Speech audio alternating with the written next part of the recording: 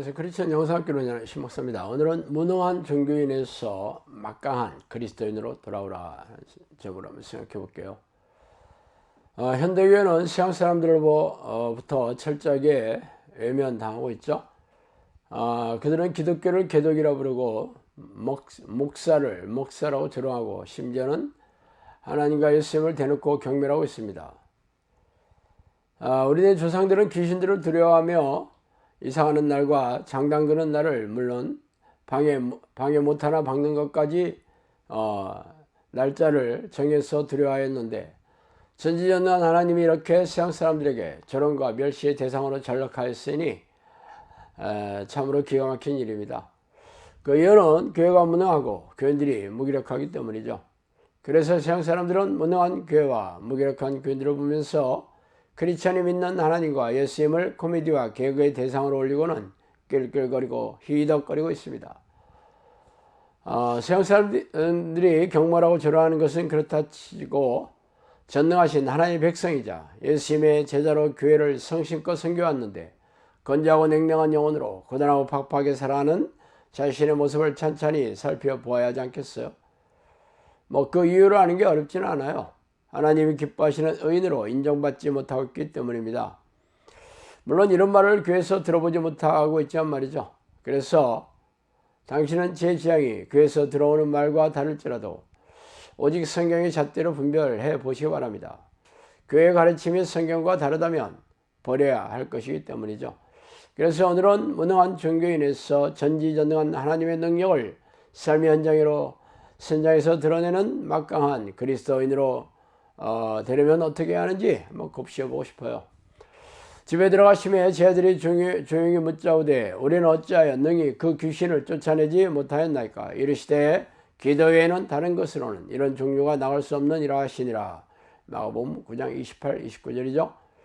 이 사건은 간질병에 걸린 아이를 데리고 예수님을 찾아왔지만 제 아들이 호기롭게 자신들의 기도로 해결해 주겠노라며 기도했지만 이 문제를 해결하지 못했어요. 그러자 이 아버지는 예수님에게 재차 부탁하여 소원을 이뤘죠. 그러자 머쓱해진 제 아들은 예수님에게 왜 자신들이 귀신을 쫓아낼 수 없었냐고 조용히 물어보고 있습니다. 물론 나중에 제 아들도 예수님의 귀신을 쫓아내고 예수님께서 귀신을 쫓아내고 질병을 고치는 능력을 주어서 그들도 그런 귀신을 쫓아내는 경험을 하게 됐지만 그 전까지는 그들도 무능하고 무기력한 믿음의 소유자였습니다. 그래서 예수님께 자신들이 왜 귀신을 쫓아내지 못했는지 그 이유를 물어보고 있죠. 그러자 예수님께서는 기도에는 귀신을 쫓아내고 귀신들이 일으킨 고질병과 정신질환을 치유할 수 없다고 꼭 집어서 말씀하고 계십니다. 말하자면 당시의 제자들은 성령의 능력을 드러내는 기도의 습관을 들이지 못했음이 틀림없어요. 예수께서 제자들과 함께 겟세마네라 하는 곳에 이르러 제자들에게 이르시되 내가 저기 가서 기도할 동안에 너희는 여기 앉아 있으라 하시고 베드로와 세베대의 두 아들을 데리고 가실새 고민하고 슬퍼하사이에 말씀하시되 내 마음이 매우 고민하여 죽게 되었으니 너희는 여기 머물러 나와 함께 깨어있으라 하시고 조금 나가서 얼굴을 땅에 대시고 엎드려 기도하여 이르시되 내 아버지여 만일 할만하시거든 이 잔을 내게서 지나가게 하옵소서. 그러나 나의 원대로 마옵시고 아버지의 원대로 하옵소서 하시고 제자들에게 오사 그 자는 것을 보시고 베드로에게 말씀하시되 너희가 나와 함께 한 시간도 이렇게 깨어있을 수 없더냐. 시험에 들지 않게 깨어 기도하라. 마음에는 원이로되 육신이 약하도다 하시고. 마태복음 26장 36절에 41절입니다. 이 대목은 예수님께서 십자가의 죽음을 앞에 두고 마음이 힘들고 고통스러워 12제자 중에서 가장 마음에 두고 있는 3명의 제자와 겟세마네 동산에 올라가서 기도하라고 이르고 그들과 떨어져 예수님이 기도하셨어요. 그러나 기도 중에 제자들에게 와서 살펴보니 기도는 하지 않고 쿨쿨 잠만 자고 있었죠. 이 광경이 무엇을 시사해 주고 있습니까? 이때는 제자들이 성령과 깊고 친밀하게 교제하는 기대 습관이 되어 있지 않아 기도하면 집중을 하지 못하고 졸다가 잠이 들었다는 증거죠. 그래서 예수님은 마음은 능력 있는 기도를 원하지만 육체를 쳐서 복종시키는 기도의 습관을 들지 못했다고 한탄하고 계시는 이유죠. 그러나 제자들이 능력 있는 기도를 하게 된 날이 찾아왔어요. 바로 예수님이 승천하시면서 예루살렘을 떠나지 말고 하나님이 약속하신 성령을 찾고 구하라는 명령을 따라 기도를 하게 되었기 때문입니다.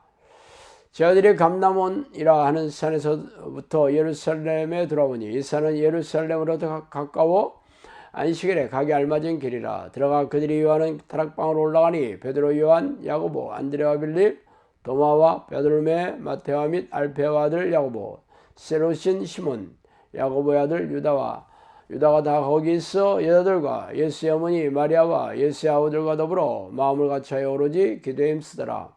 사도행전 1장 12절 14절이죠. 이 구절이 바로 성령 임재하는 기도를 하는 제자들의 기도의 모습입니다. 그들은 예수의 명령을 따라 마가의 다락방에 모여 오로지 전심으로 성령의 임재를 구하는 기도에 힘썼죠. 그들이 어떻게 기도했는지에 대한 성경의 기록은 없지만 예수님께서 겟세마네 동산에서 힘쓰고 애쓰는 기도를 했음이 틀림없어요. 또한 얼마나 오래 기도했는지 모르지만 예수님께서 그들에게 몇 날이 못되어 성령 세례를 받게 될 것을 말씀하셨기 때문이죠. 이건 사도행전 1장 5절에 나오는데 여기서 몇 날이라는 헬라어 원문은 우 판타헤메라를 번역한 것으로 not many days라는 말이죠. 많은 날이 못되어라는 뜻입니다. 그래서 적어도 저는 열흘 정도 하지 않았을까 짐작을 하고 있어요. 어쨌든 제자들이 마가의 다락방에서 전심으로 기도한 끝에 성령 임재한 사건을 여러분도 잘 알고 계실 것입니다. 이후에 그들은 기적과적으로 드러나는 성령의 능력으로 귀신을 쫓아내고 고질병을 치유하고 장애를 회복시키며 초대교회를 세워나가고 영혼권세에게 돛을 올렸습니다. 오직 성령이 너에게 임하시면 너희가 권능을 받고 예루살렘과 온 유대와 사마리아와 땅끝까지 이르러 내 증인이 되리라 하시니라. 사도행전 1장 8절이죠. 현대교회는 3분짜리 영접기에 동의하면 성령이 자동적으로 들어오신다고 가르치고 있습니다. 참 기가 막힌 일이죠. 예수님과 3년반 동안 동고동락했던 사도들과 제자들도 적지 않은 시간을 전심으로 기도하여 성령이 찾아오셨는데 어떻게 3분짜리 기도에 성령이 오시겠어요?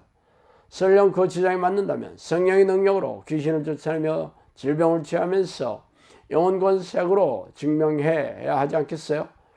그러나 안타깝게도 성경을 관념적으로 이해하여 사변적인 지식으로 머리에 쌓아두고는 예배의식에 참석하고 희생적인 종교행위를 반복하고 있는 중이죠.